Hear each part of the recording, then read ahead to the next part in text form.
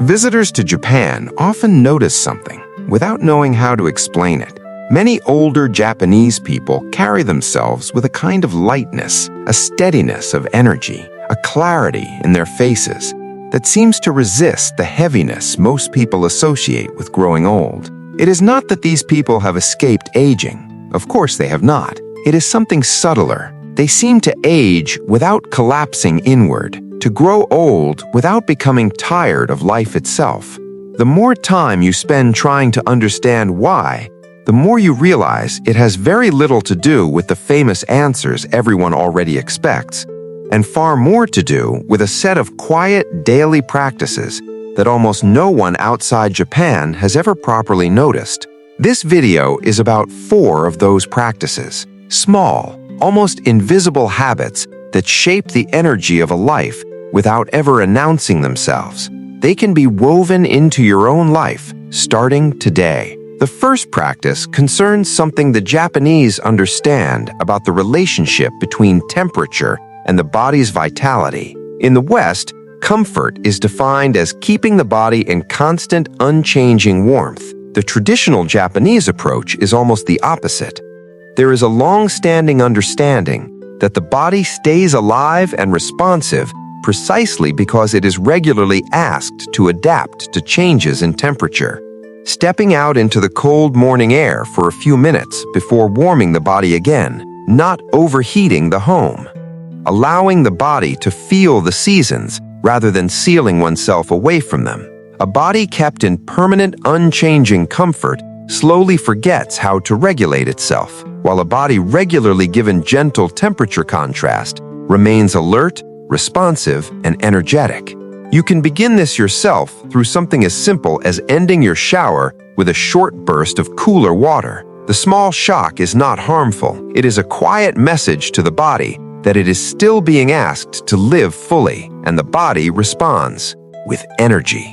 The second practice concerns something most people would never connect to youthfulness at all: the Japanese relationship with chewing, far more thoroughly than most people in the modern world ever do. This is not simply about digestion, although the digestive benefits are real.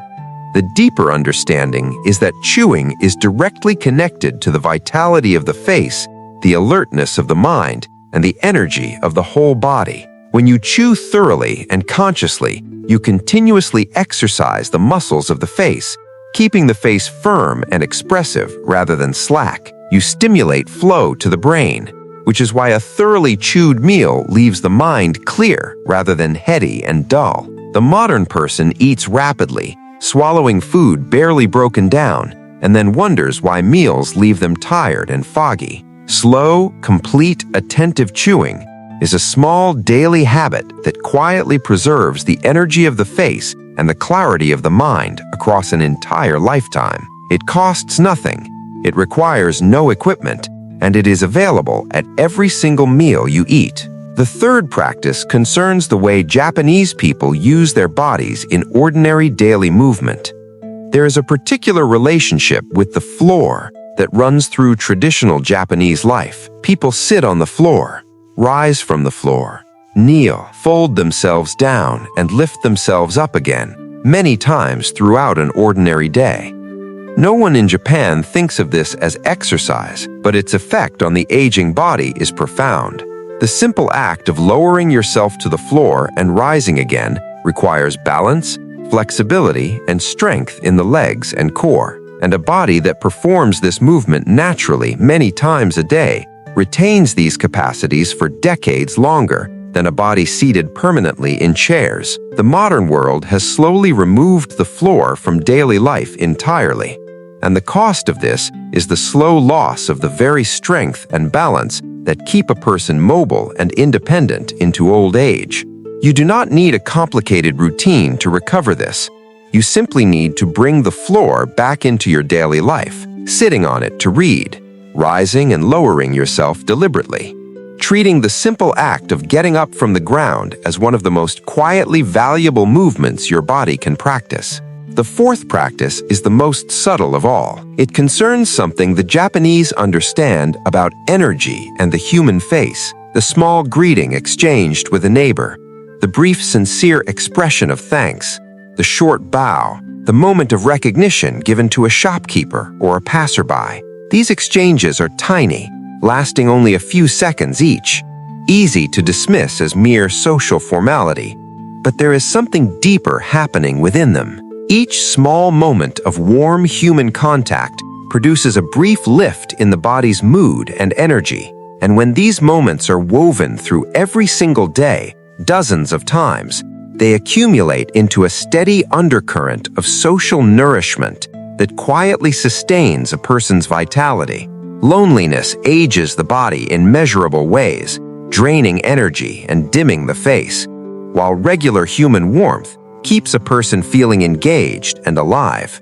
You can build this into your own life by choosing to make your small daily interactions genuine rather than absent. The brief greeting to a neighbor, the real moment of thanks given to a stranger. None of these cost anything, and yet together they form one of the most quietly powerful forces for staying energetic across a lifetime. My grandfather Daiki lived all four of these without ever once thinking of them as health practices, because for him, they were simply the texture of an ordinary life. He stepped out into the cold each morning.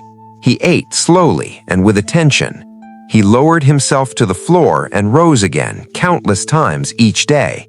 And he never passed another person without a genuine moment of acknowledgement. Even in his final years, the steadiness of his energy, the clearness of his face, the sense that life had not yet grown heavy on him. I did not understand at the time that I was watching a quiet method at work. I thought I was simply watching an old man live. Only now do I understand that the way he lived itself was the secret. The path to staying young and energetic is not hidden in anything rare or difficult. It is woven into the smallest details of how you move through an ordinary day. Give your body the gentle contrast of temperature it was designed to adapt to. Chew your food slowly and completely, and let each meal leave you clear instead of heavy. Bring the floor back into your life, and let the small moments of warmth between you and other people be genuine. None of this costs anything, and yet together, they form one of the most quietly powerful forces for staying energetic across a lifetime.